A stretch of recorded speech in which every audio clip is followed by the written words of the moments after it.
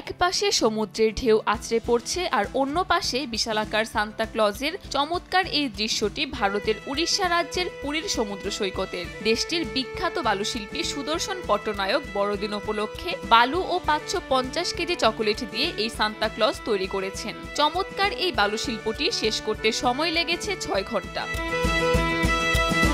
বিশালাকার এই সান্তা ক্লজটি তৈরিতে জায়গা লেগেছে 16,000 বর্গফুট। এটি দৈর্ঘ্যে 150 ফুট ও প্রস্থে 100 ফুট। শিল্পটি ভারতের বৃহত্তম ক্যান্ডি চকোলেট এবং সান্তা ক্লজের বালি ইনস্টলেশন হিসেবে ওয়ার্ল্ড রেকর্ড বুকেও জায়গা করে নিয়েছে। পাশাপাশি এই শিল্পকর্ম মুগ্ধ করেছে স্থানটিতে আগত পর্যটকদেরকেও।